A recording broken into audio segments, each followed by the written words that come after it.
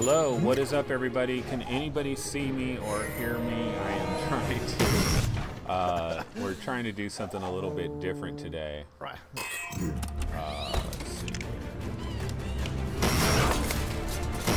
So, what I'm trying to find out, guys, you see that Magic Leap video that is in the right corner there? Do you hear audio for that Magic Leap?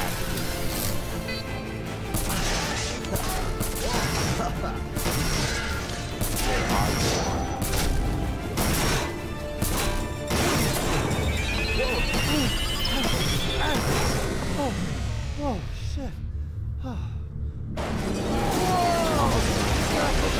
So yeah, you know what I'm going to do is, I think probably a good idea. I should probably not even have audio on this, honestly. I'm going to just go ahead and shut the audio off for now, until I get a better grip on how this all works. Okay, so a few things I got to mention today is that as you guys may have known, well, yesterday I talked about how there was this concern with the lawnmower, the landscaper people, right, coming over and lawnmowers and all of that. Well, there's good news and bad news.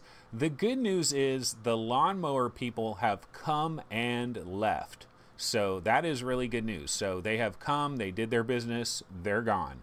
So the lawnmower people are out of the equation. However, I found out this morning, I completely forgot about this. This completely slipped my mind, that my next door neighbor, which is just right on the other side of this door here, that there's a fence right there. My next door neighbor is actually putting in a brand new fence, and there's like 3 guys that are walking around. They were making a ton of noise earlier removing the old fence. Right now it's really quiet because they're doing something else that is not loud. So I'm just going to hope that we can survive this and it's not an issue, you know, but excuse me. But yeah, that is a little bit of a problem with the fence going in there across. Yeah, this stream was not canceled due to the lawnmower man, but it was pretty close. But it might be canceled to the fence making guy. Okay, so anyway, what I wanted to get into on this particular stream is I've been wanting to do a video actually on Magic Leap. And you guys know, I've already done, I had Magic Leap Extravaganza 1, you know, and I had Magic Leap Extravaganza 2. I've done 2 different shows where I talked about Magic Leap for like 40, 50 minutes or whatever. I don't know how long those shows were. They were really long, took forever to edit and all of that. And so I've been very interested in Magic Leap. And then we got all this news with Magic Leap. Oh, I got this fan on. Okay, there we go. Now that might be a little bit better for sound. I had a major fan on right there. That'll actually be good for me to test later and see how loud that is. But I had plans on doing a Magic Leap Extravaganza number 3. In fact, I actually started recording it 2 different times, and I had to abandon the recording because it just got too ridiculously hot and I just couldn't do it. It just ultimately died out. But I've been wanting to talk about this Magic Leap thing for a while now, and what I'm going to do is I got to get up my little Magic Leap information here. Okay, hold on 1 second. I do hear some hammering going on outside, so hopefully that won't be too bad.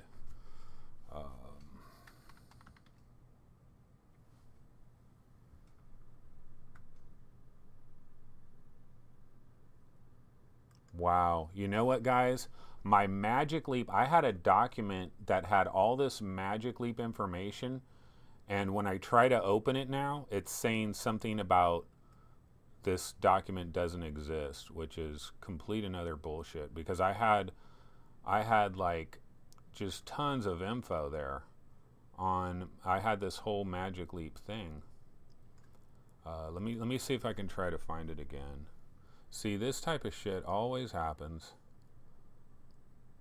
Nope, it's not there. Okay, let me try this other.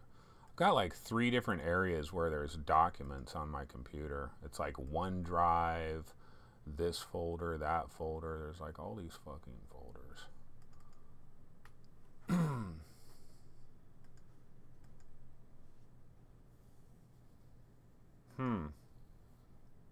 Apparently my Magic Leap info is completely gone. Wow, that fucking sucks.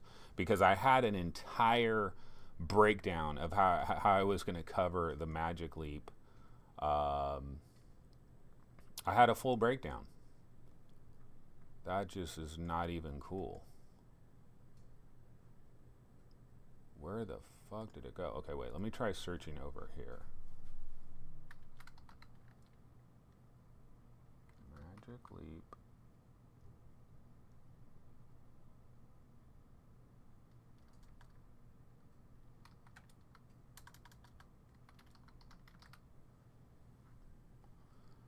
Not web. I'm not trying to search the web.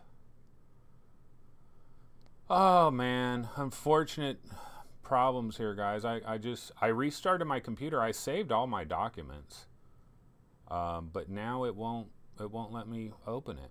Oh man, I'm just gonna have to go off the top of my head, I guess. That's gonna suck. Okay, so anyway, basically on the Magic Leap thing, we found out a number of interesting things last week. And we can get into like the demo being garbage and all of that and the reaction to the demo.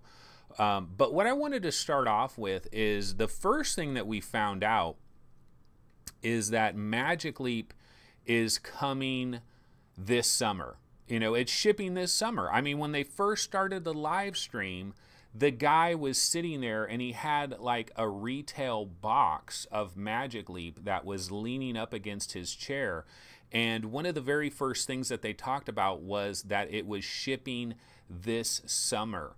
And so what I was thinking about in regards to this is what exactly is shipping this summer, and what do they mean by summer? So first of all, summer, basically we're in summer right now. It is July 18th. This is summer. Summer technically runs until September 22nd.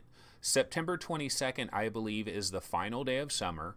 And if we were to give Magic Leap the benefit of the doubt and say that they have all the way until September 30th, which is the final day of September, they could technically ship Magic Leap 1 Creators Edition on September 30th and still say this is summer. You know, if they ship it on October 1st, no, that does not qualify for summer. And technically, yes, September 22nd is the final day of summer. But the main thing I'm trying to illustrate here is, do you know that September 30th, 2018 is, I believe, less than 80 days away from right now? So that means that Magic Leap 1 Creators Edition is going to be available in the next 80 days. It could come out, you know, a week from now, or it could come out potentially September 30th. Now, if they delay it beyond September 30th, then obviously they are missing their summer window. But one of the things that I wanted to talk about is, so who is this going to be available to, and how much is this thing going to cost? Can regular, normal, everyday Joe consumers get their hands on this thing? Or is this something where you have to be a vetted developer? Is there going to be an NDA that is still going to come along with this? Some people are saying, oh, there's no way. When Magic Leap ships this summer, all will be revealed. We'll know exactly what the FOV is. We'll know every little detail about it because everybody will have their hands on it. I'm not absolutely positive that that could be the situation. I could conceive of a scenario where when you order Magic Leap, you are signing some kind of NDA that says that you cannot say anything about it until some date in early 2019. I mean, I know that sounds kind of crazy and it's probably not incredibly likely, but I don't think it's completely out of the realm of possibilities. So I'm not so sure that we're going to have everything revealed this year. I really feel like Magic Leap 1 Creators Edition this year It really is for developers, and they're shipping in summer, but it's not going to be a situation where you're going to be able to go to the AT&T store in San Francisco or Los Angeles or Chicago, and you're going to be a Joe Blow off the street, and you're going to be like, yeah, give me one of them Magic Leap things. Sure, I'll take one of those. I don't think that's going to happen. In fact, if you look at AT&T, which this is a major piece of news as well that came out last week, Magic Leap does have a deal with AT&T, and in this deal with AT&T, AT&T is going to have demos available for Magic Leap at, I believe, 5 locations. I had notes of everything. I don't understand where my notes went. My notes disappeared into the mist. But I know it was Los Angeles, Chicago, San Francisco, I think maybe Atlanta, and was it New York? There were 5 locations, or maybe it was Boston. It might have been Boston. And so supposedly at these AT&T stores, you're going to be able to go get a demo of Magic Leap. The other rumor that came out when we first heard this, in fact, this is in an Engadget article. I don't know if they've wiped it since then, but they actually had like a headline that said Magic Leap 1 to be sold through AT&T and the price is $500 or something like that. They actually had that in there, that the price is $500. And which people were like, what? $500? Now, of course, the speculation there was, okay, yeah, you got to sign up with AT&T for one of their 5G plans, and you got to sign up for 4 years, and you're locked into a 4-year contract with AT&T as the exclusive wireless provider of Magic Leap. They are the exclusive wireless provider. And so you're going to have to go, sign up a 4-year deal. Maybe you will get it for $500 if you're willing to sign up for a 4-year deal, because you're going to be paying like $135, $145 a month or whatever crazy amount it is for your 5G service that you're getting. So maybe you would get Magic Leap for $500, because my personal opinion on the cost of Magic Leap, I believe the price will be $1,999.99. So I think it's just going to come in a penny shy of $2,000. And so it is conceivable, if you signed up for that length of time, maybe you could actually just pay $500 cash and you sign up to that contract, and then you're locked in with AT&T. Okay, so I'm going to go ahead and check chat real quick. I have not been checking chat. I got to figure out a way, and I know there's an easy way to do this, but I don't remember how to do it on the fly. But there's a way where I can copy chat and then have it in my OBS and like have it over here on the side and be able to see it. But I don't know how to do that yet. Actually, I'm going to just put chat over here on the side like that. I can see it. Okay. Sound is a bit low. Let me see if I can raise my mic up. I'm trying to raise my mic up now. There we go. Okay, so let's see. Yeah, the demo we're looking at right now is a fake. Yeah, that's Dr. Groardbort's Invaders. And Weta Workshop is, of course, the developer of that. And this is supposed to be a game that is actually going to be available this year. Okay, demos are in Atlanta, Boston, Chicago, Los Angeles, and San Francisco. Yeah, so I got it right. I thought, yeah, New York, it was Boston. I'm going to go ahead and switch up this video. So hold on, bear with me for a second, guys. I have to learn how to do this the right way. And I don't know how to do this the right way. Okay, see, look. See, now I have to scale this. So I have to learn how. There's really smooth ways of doing this, and I don't know how to do them yet. So I don't know how to do the smooth ways. But eventually I'll learn how to do the smooth ways. The other thing I have to say too is the video over there, like one of the things that I failed to do, and I apologize to you guys for this, this requires quite a bit of show prep. What I really needed to do was I just have this one long ass Magic Leap video which runs through their entire deal. and I really needed to have it chopped up into segments so I could like, oh, let's go to this one little segment, let's go to that little segment, let's go to the demo segment. Unfortunately, I didn't get a chance to do that. The other thing I was going to try to do is over here I have the top 200 games, all platform, and let me switch this out. What I was going to do is I have different, I need to have it so it cycles through this.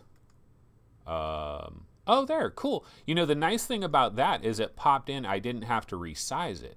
So I guess if I have everything the exact same size, I won't have to resize it. Yeah, I'm learning in OBS. This is all brand new to me. Charles Van Nolan says, if you're using OBS, I think you can set up scenes ahead of time with different videos and have everything positioned how you want. Yeah, I was watching a video about that last night, actually, and this guy has a really nice video where he's breaking down all these like super fancy things that you can do that make it look super cool. And so I definitely want to do that. But hey, this is day 2. You know, this is day 2 of this live stream, so I think, you know, I should get better as each day goes by. Yeah.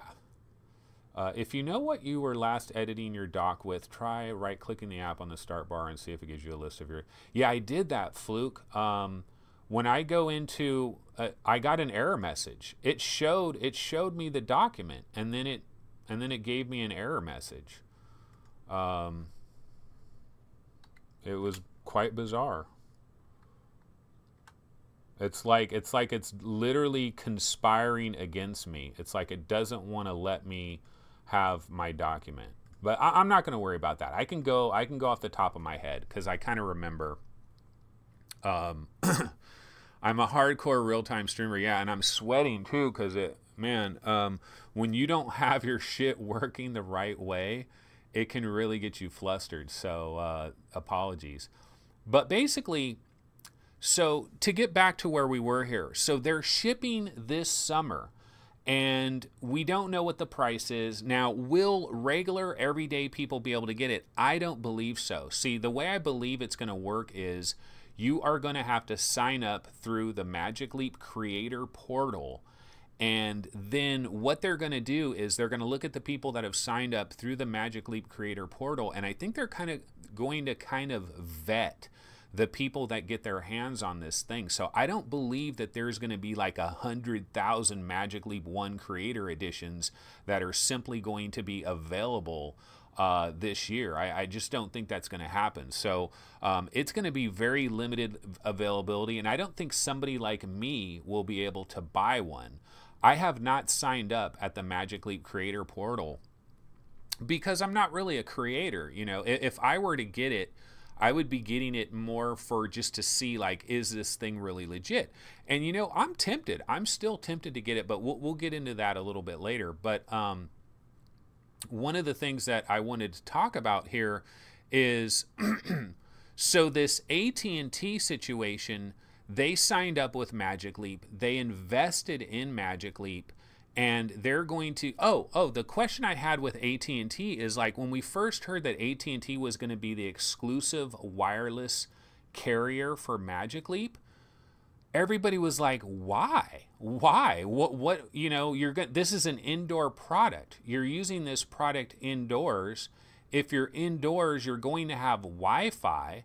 What do you need to have, why would you need a wireless plan for Magic Leap? This is an indoor product, and wherever you're using it indoors, you're likely going to have Wi-Fi, so this is not logical. Well, I think there's a couple of reasons here. I think number one, Magic Leap probably wants to figure out a way to get this thing subsidized to a degree so that average kind of people like you and me can actually get our hands on this, and if we do sign up for a contract, we can get this for a relatively decent price. And so I think that was a big part of it. Number two is 5G. I know I joke about 5G all the time, but 5G is going to have some serious ramifications for VR and AR because of the streaming capability of getting so much information into your headset without having to download it and without having to do a regular kind of streaming. And I think that is, for example, we could even be playing games over 5G, kind of like on live style, you know, where the game is being hosted on a server somewhere else. It's being streamed to your AR or VR headset, and you're hitting controls and the controls are being sent back. Now, I know that sounds very sketch. It's kind of like PlayStation Now and On Live, and none of that stuff has ever worked very well. However, this is 5G. You know, this is this new thing, and 5G is supposed to be this revelation and all of this stuff. So that's where AT&T comes in. Now, they did make an investment in Magic Leap. There was a Series D round of funding. There was another company that was also in it as well. It was an Indian company. I had all this stuff on my notes. Sorry, don't have it. But they invested as well. I believe the Series D round of funding was like $963 million, nearly $1 billion in their Series D funding. And so we all saw the demo. I mean, you guys are seeing this video right now with these really simplistic spaceships in somebody's dining room, you know, and it's like, what is AT&T? What is Google? What is Alibaba? What is all the Saudi prince? What is the country of Saudi Arabia? Why is everybody throwing money at Magic Leap if what we see right now on this screen, which looks like, I mean, this looks like it's back in the Super Nintendo era. You know, it looks like you're playing Star Fox on Super Nintendo above your dining room table. Is this worth this kind of $1 billion investment? But there's a couple theories that I have in regards to this. And so I'll actually credit my boy Steve of VR Roundtable, because Steve, his theory is that all these companies that are investing in Magic Leap, that it has nothing whatsoever to do with the Magic Leap 1, that it has absolutely nothing to do with Magic Leap 1, and it has everything to do with Magic Leap's core technology that they still have not been able to miniaturize. And so Magic Leap 1 is kind of like a bait and switch. This is according to like Steve and some other people, where they believe that Magic Leap 1 is not why billions are being poured into this company. So you'll look at Magic Leap 1 and you'll be like, you know, this is basically HoloLens. It's basically HoloLens. It's in a different form factor. It is a little bit more sleek, you know. I mean, it's got eye tracking. It's got a lot of technology packed into it. But this is essentially HoloLens 2.0. Why are people throwing billions of dollars at HoloLens? And so Steve's argument is they're not. They're throwing the money at Magic Leap's underlining technology that they still haven't been able to miniaturize. And so we can go back to like the whale video and all of that. You know, there's all these different videos. Let me go ahead and switch this video up. It's been on here for a while. And again, I apologize. I should have had like all these different videos. I should have had all these different videos. Oh, that's good. See, I clicked on that video and it just fit the window perfect. I don't know why that works. Now, this video that I'm showing right here, you know, where it shows that little top hat guy under the table, and then now it's showing like the solar system floating in front of a very attractive secretary. Let's not mince words here. But if Magic Leap really looks like that, that is fucking impressive. Now, on the screen, it says shot directly through Magic Leap technology on October 14th, 2015. Now, I think what we're seeing on the screen right now, I think that is their real technology. That is the beast. That is this big giant contraption.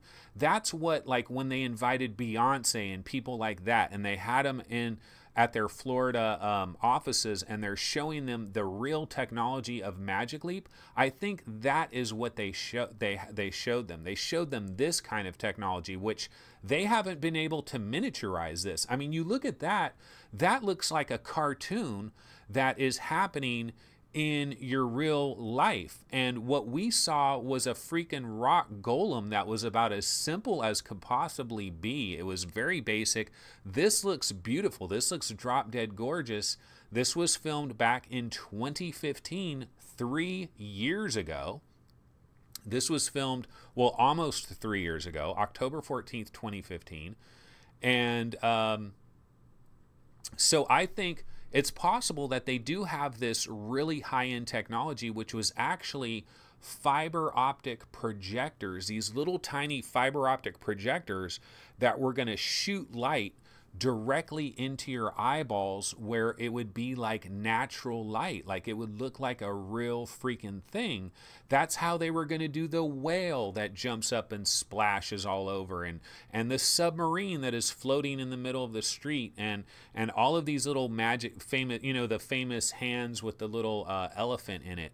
That's how they were going to do all that stuff, is with these fiber optic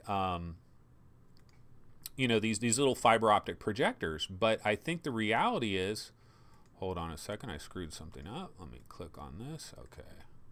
I think the reality is maybe they could never miniaturize that. And so that's the problem. They couldn't miniaturize that. And so instead we're getting Magic Leap 1. So, you know, everybody's talking about, why are there so many billions being poured into this company? And it cannot be for just a HoloLens competitor. That is not logical. Although I will say this, like, let's say you really wanted to bet on AR.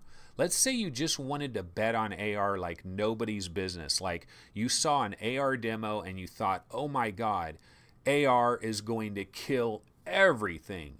I need to invest as much money in AR as humanly possible. Well, if you wanted to do that right now, how exactly would you do? That's funny.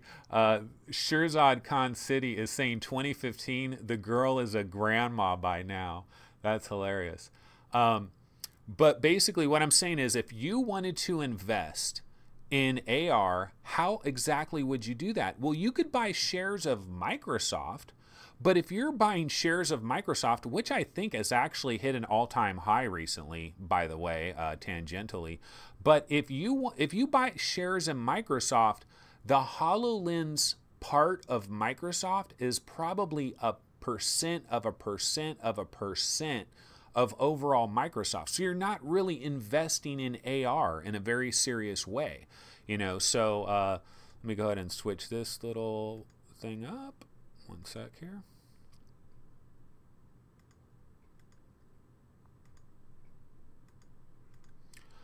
So if you're going to invest in AR, how do you do that? So maybe that's kind of what is going on here, is just people want to invest in AR. And if they buy stock in Microsoft, they're getting such a small percentage of their investment towards AR that they're getting they're getting 100% investment towards AR by getting in on this Magic Leap funding. So, I mean, that's a possibility as well. So we really don't know what's going to go on as far as that goes.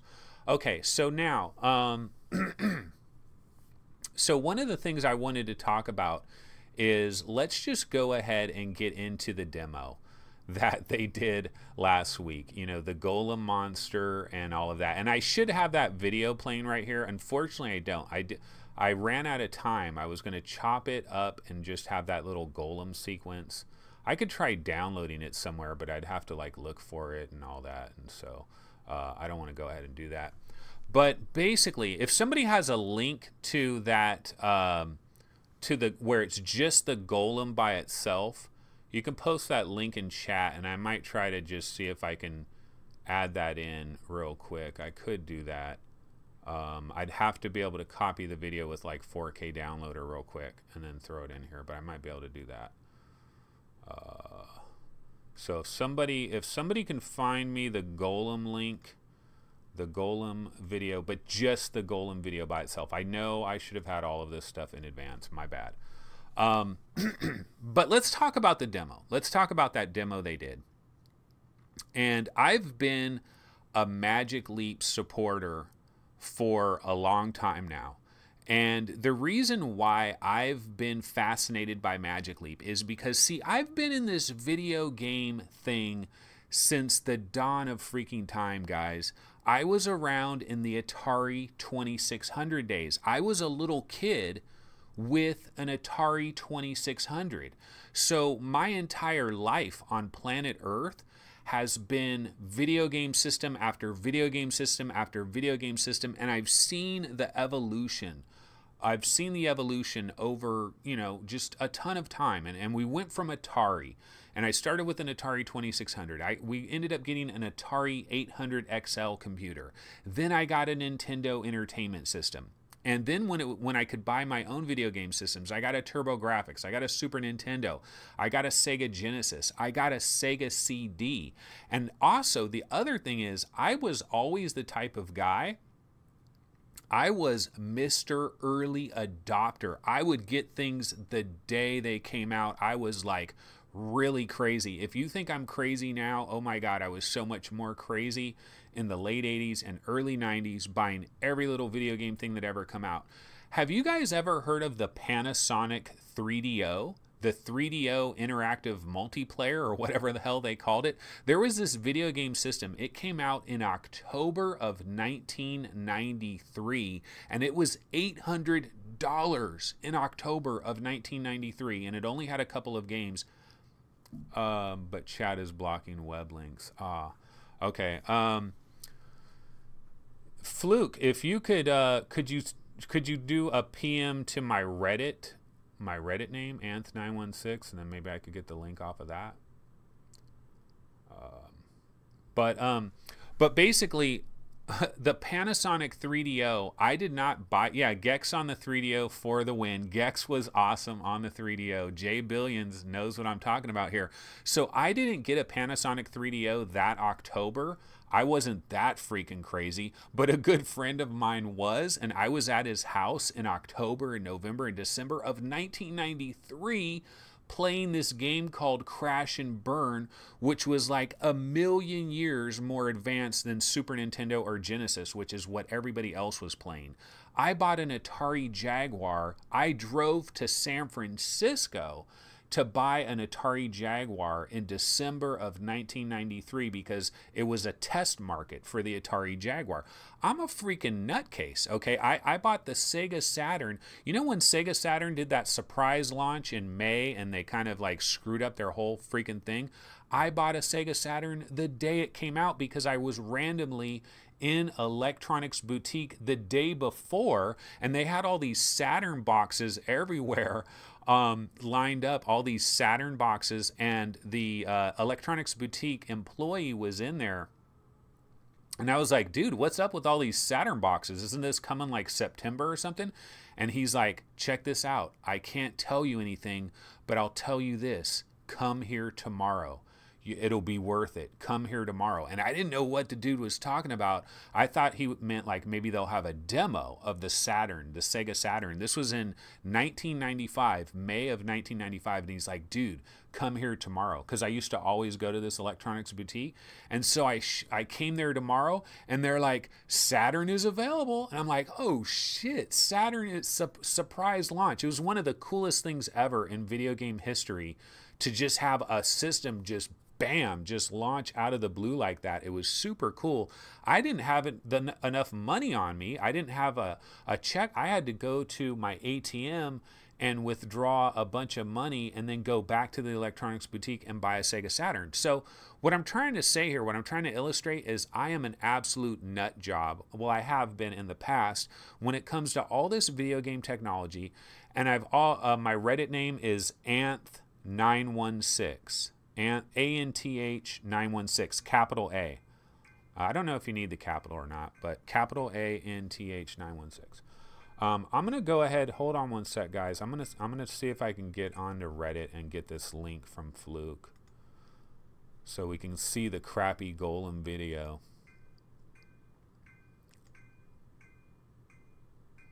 I do hear some hammering noise outside. I don't know if you guys hear that, but hopefully it won't be too bad. Okay, I'm still waiting for Fluky to... it's Anth916. Not seeing anything in here yet. Okay, well, I'll go back and I'll just check that in a minute. But yeah, so what I'm trying to say here is I've always been into early adopting and into this type of stuff. And the reality is that Magic Leap, when I first heard about Magic Leap, see, I have the history of seeing how everything has developed over all this time. And history repeats itself. It just repeats itself over and over and over again. That's the way history works. You really should listen to your elders because they've seen all this shit happen repeatedly. And nothing really changes. The only thing that really changes is the fact that the surroundings change, the accoutrements change, but everything is really the freaking same. That's the crazy thing about how time passes. But one of the things that I've noticed in the video game industry is like you'll have a number of these video game companies, and then all of a sudden there's a new company that enters the fray, and they now become a mainstream company that enters the fray. For example, in the early days, Sega came out of nowhere and they kind of like shocked Nintendo. And when it was Genesis versus Super Nintendo, Sega really shocked it. Okay. Then you had Sony in 1995. Sony was a developer of video games under Sony ImageSoft. They said, let's make our own system. They came into the game. They shocked it. They came out of nowhere.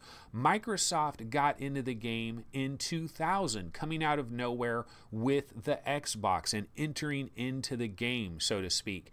And so I really feel like Magic Leap, there has to be some other company. There has to be some other company that comes in and fucking shocks the world, And maybe it's Oculus, with the Rift, or maybe it's HTC Vive with the Vive, or maybe it's Magic Leap, And so that's why I kind of had this hype level for Magic Leap.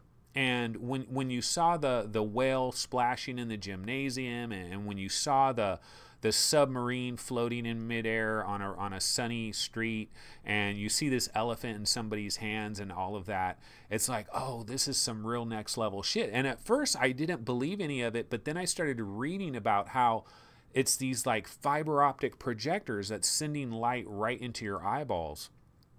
And at that point I was like, okay, well that's actually, that's plausible. It's slightly plausible. Let me go ahead and check and see if I got that. Still don't have a message from Fluke. Oh, now I probably do. Okay, hold on one sec. Yeah, I got it. Okay, here we go. Okay, hold on, guys. What I'm going to do is I will copy this, and this is real-time work. Copy this. I throw it into 4K video downloader. I don't know if you guys use that as well. 4K video downloader usually works really well for this type of stuff. I throw it into 4K video downloader. It does its little thing. Okay, and then that's going to put it inside a folder, which I got to get it from that folder and put it into a different folder. So hold on one sec.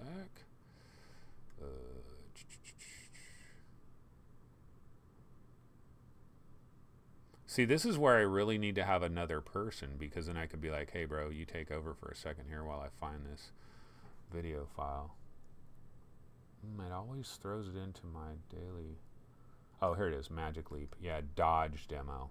Yeah, so one of the things Roni Abovitz says about this Magic Leap Dodge demo is he says that this is just like a Hello World sample. And so everybody's making way too big of a deal that it's such a simple little Rockman guy, and that this is just a Hello World sample and it's designed for developers, because all of these Magic Leap Twitch live streams, they're designed for developers. They're not designed for us as end-level consumers. And so that's one of the problems that we get into, is we're looking at all of this like it's designed for us. It's not. It's designed for the... Okay, so this one I've got to resize this video.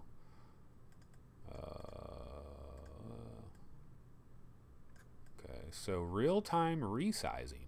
See, these are the kind of tricks I'm going to need to learn, so that, yeah, there's our little rock man. Aw, he's so cute, isn't he? He's such a cute little guy. And he's just jiggling all over the place. That's what everybody talks about. It's like, stuttering and slipping and sliding. You know, a lot of Magic Leap haters are like, it's not even the fact that this rock golem guy isn't very good, but look at him slipping and sliding all over the place. I'm looking at this video right now. I do not see the dude slipping and sliding. Now, what I do see is that these images are slightly transparent. You know, they are not solid. I mean, you can, when the asteroid gets close to you, now he looks pretty solid right there when he's on the couch. I don't really see him slipping around the couch that much. You know, he's waving his arms like, please don't do that to me. And so he's pounding the couch. He gets these little boulders. And so I guess if you get close to him, he freaks out. Then he disappears. Now, one of the limitations that we've heard in regards to Magic Leap, and this is, they talked about this on this Twitch live stream, is if you get too close to anything in Magic Leap, it breaks apart. So one of the things they were talking about is developers, you have to make your stuff where when someone gets really close to it, it like transfers over somewhere else, or it goes somewhere else, because it breaks the illusion. It kills the illusion. Frame rate is low. Maybe I'm one of these Magic Leap haters. That's VR Mania Q. Yeah, you know, I don't know. I'm looking at the frame rate here. You know, I definitely can see through that asteroid. Like when it flies up in the air, you can see the lights in the kitchen. Now this, see, developer test shot through Magic Leap 1, where those other videos shot through Magic Leap technology. Now this is being shot through Magic Leap 1, so there really could be this divide between the Magic Leap technology that they're still trying to miniaturize and then the Magic Leap technology that they're actually going to come out with. Because the thing is, you can't have a company valued at nearly $7 billion and exist for multiple years on end not having a single product. So they had to get a freaking product out there. And so there is this theory that they scrambled and they said, oh shit, we need a product. We can't miniaturize the beast quite yet. We're going to still work on that in the background, and that's why we're worth $7 billion, because people are seeing the beast and they're freaking blown away that we're basically bringing reality into their world. But in the meanwhile, we've got to sell a product, and we've got to create an ecosystem, and we've got to create a brand and all of that.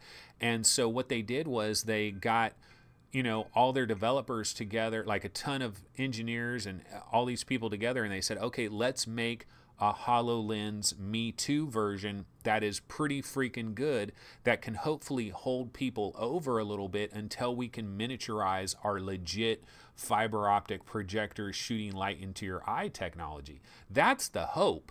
I mean, that's my hope, because then we'll eventually see that whale splashing in the gymnasium. Of course, the problem with that gymnasium picture is you need to show the crowd of like 300 kids in a gymnasium all with Magic Leap goggles on, and they obviously didn't do that. Okay, let's take a look at a few of these. Oh, Paradise Decay. You need to look for the cutoff in the corner with the low FOV. Yeah, they do a really good job of hiding the FOV in this video, of not really exposing the FOV. Look in the corner. And then let's see, what else do we have here?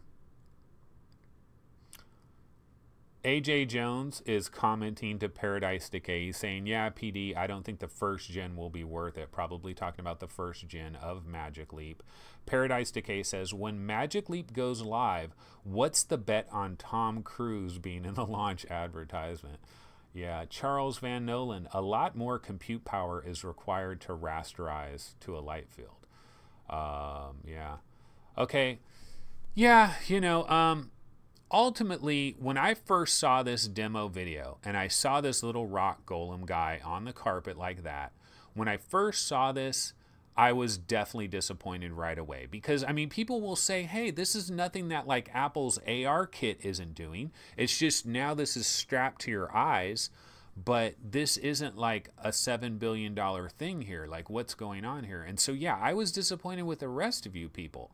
But I have to say that I'm not willing to like throw the baby out with the bathwater because, and I had all these quotes from Ronnie Abovitz from his tweets where he was like responding to all the criticism that happened with this.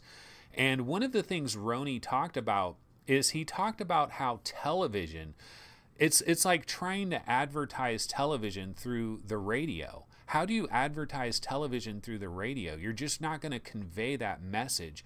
You have to have somebody in person try it, otherwise they're not going to understand it.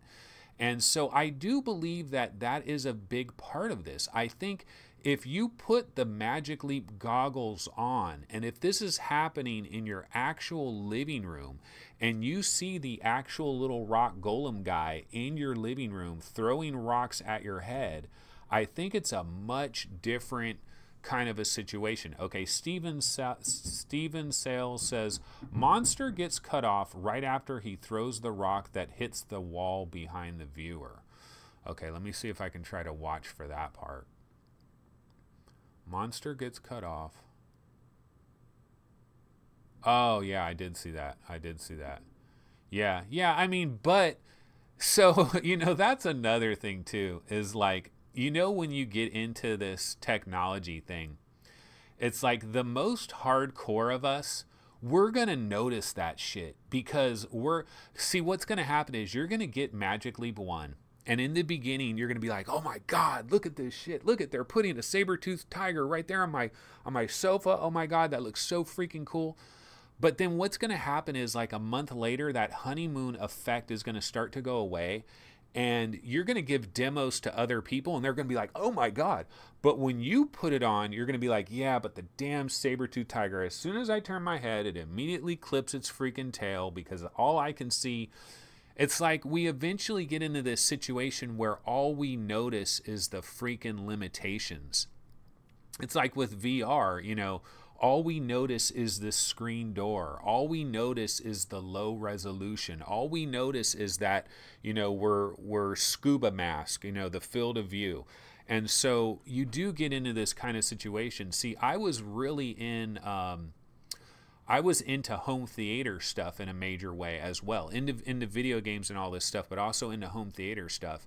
And I used to be on the AVS forums all the freaking time, and because I was like into like DVD and Blu-ray and HD TV and widescreen TVs. Like I was also kind of a freak about all that stuff.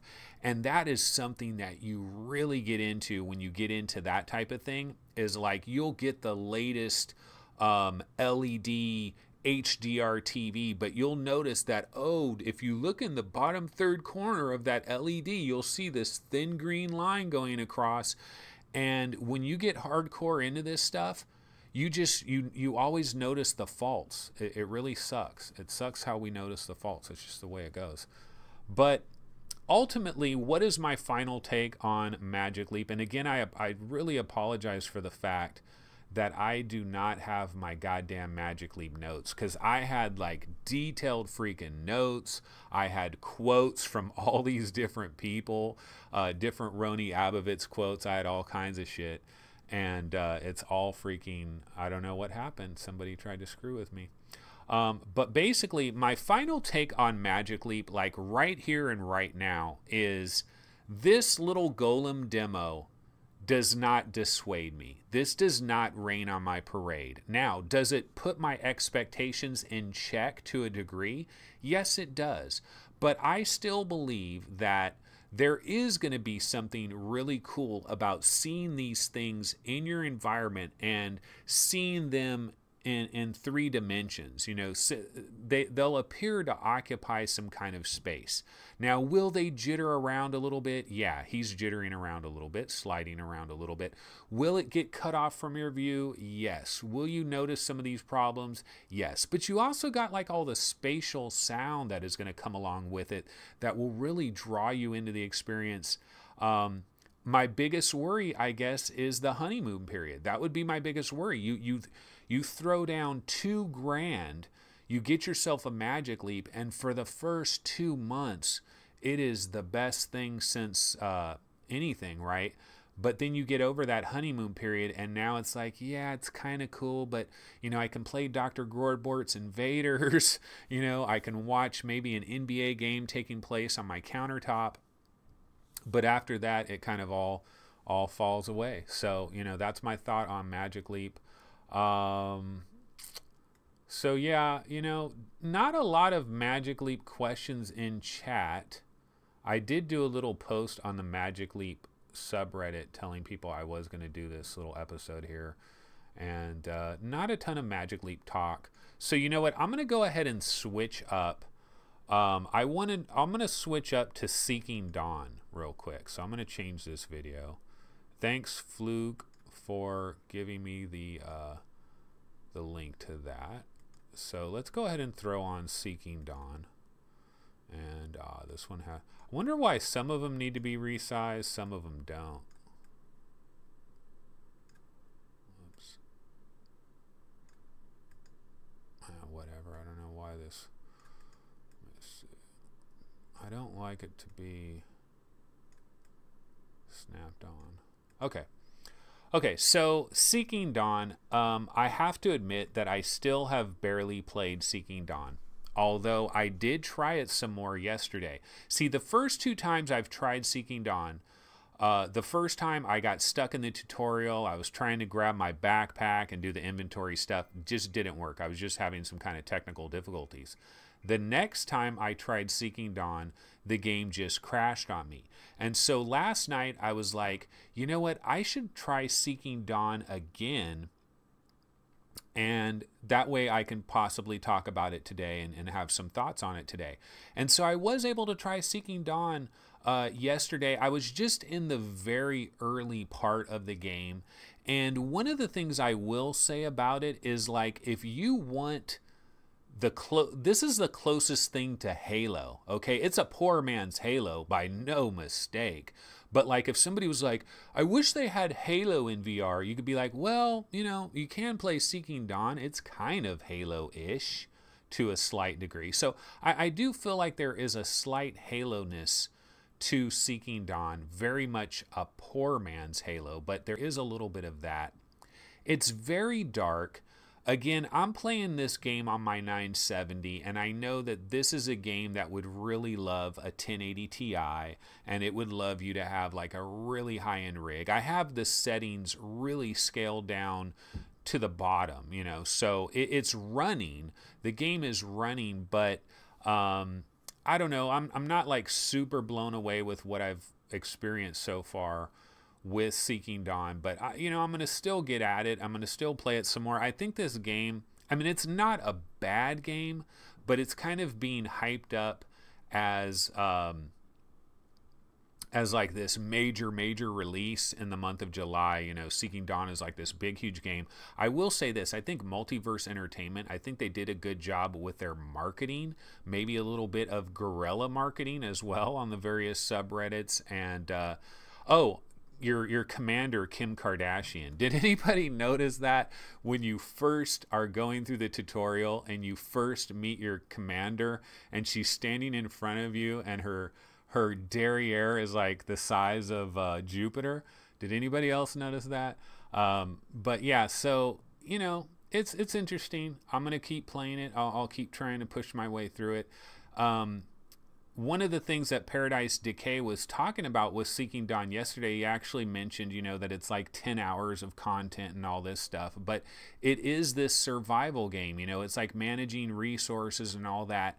And I kind of spoke to this yesterday with Subnautica, that I just don't think after a while, you know, I mean, you can only play so many survival games. You know, how many freaking survival games can we play simultaneously? Is there anybody out there that's playing like four survival games at the same time? Because I don't know that I could deal with that. But anyway, guys, so I apologize for this stream. I really wanted to have a much better breakdown with Magic Leap 1, but, you know, don't have my comments. So we did talk a little bit about Seeking Dawn here. Oh, you know what I could do is I could bounce over to the Vive subreddit real quick. Let me go ahead and bounce over to the Vive subreddit. Normally, I check the Vive subreddit each morning. It's the first place I go to, and I did not check it this morning.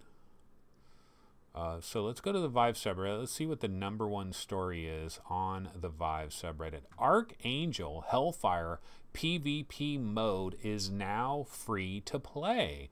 Wow, that's interesting. And I think the reason that this has happened is because Skydance Interactive, these guys are pretty legit.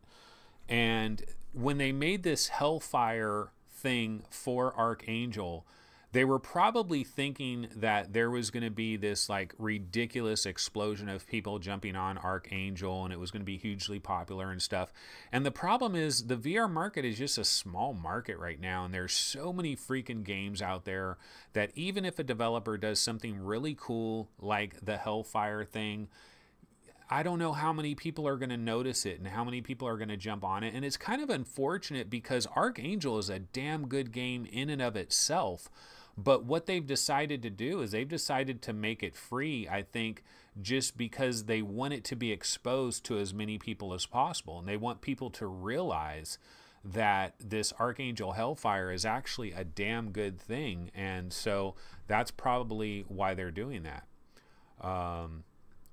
Oh, you know, one thing I was going to mention too is I don't know if any of you guys know how to do this. So I know I can put my desktop, I can put a desktop window right here on my OBS, but the problem is it will show my OBS. You know, what I need is it to just show a browser, and I know I can make a little browser window, but then I don't know how to actually control the browser window at the same time.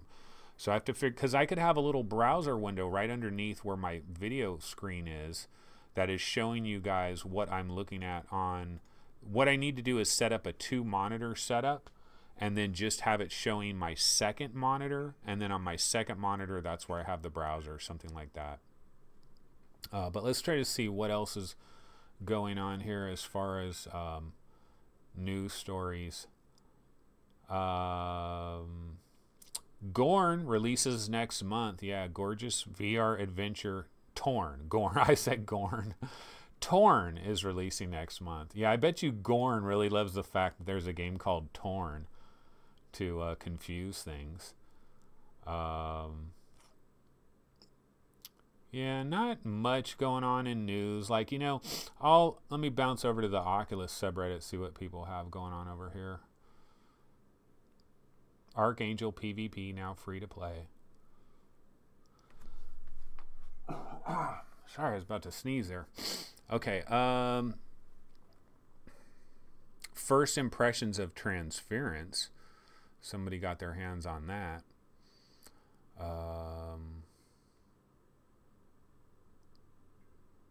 Yeah.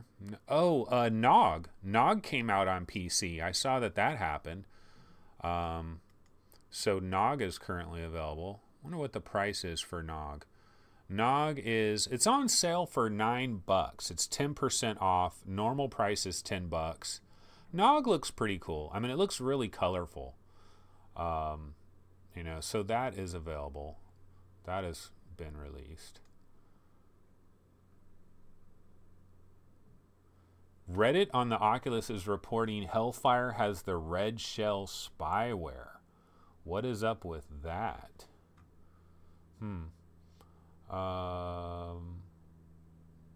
Marvel powers, Deadpool gunplay, blah, blah, blah. Yeah, not much going on here. I'll check the PSVR subreddit real quick, see if there's any big news that has popped up on the PSVR subreddit.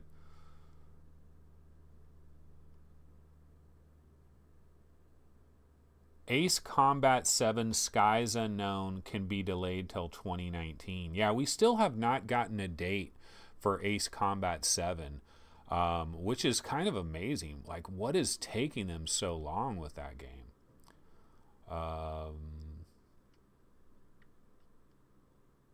Ace Combat 7 may have been delayed till 2019. Yeah.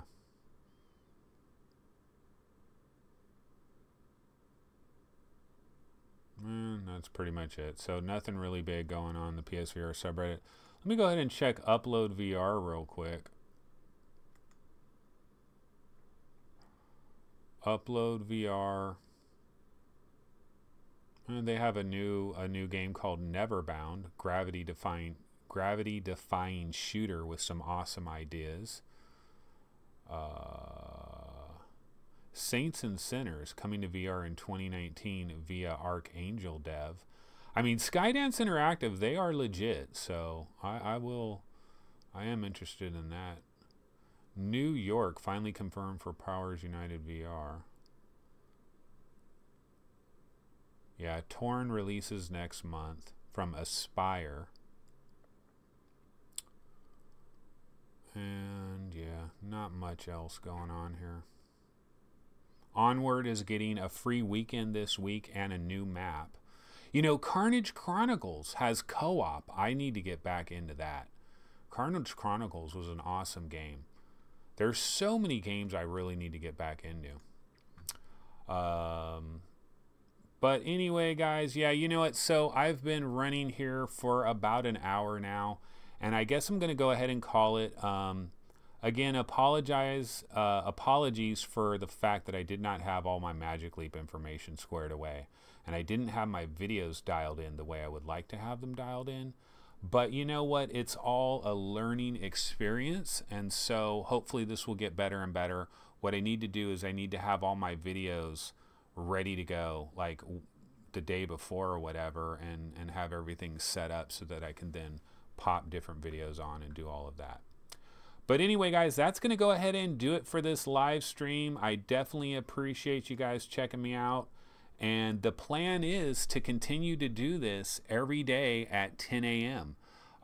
You know, maybe I'll get bored of it, or maybe it'll get played out. I don't know. Some days I won't be on here for a long time. Some days I'll be on here for maybe 10, 15 minutes, you know, and I'll just kind of quickly take a look at some of the news stories, or might have a very specific topic to talk about. But other than that, you know, we'll just have to play it by ear. But, you know, it's easy for me to do this. It's not very hard. So, you know, hopefully it'll get better as time goes on. But anyway, guys, that's going to go ahead and do it. I will see everybody tomorrow, 10 a.m. Pacific time. Take it easy. Later.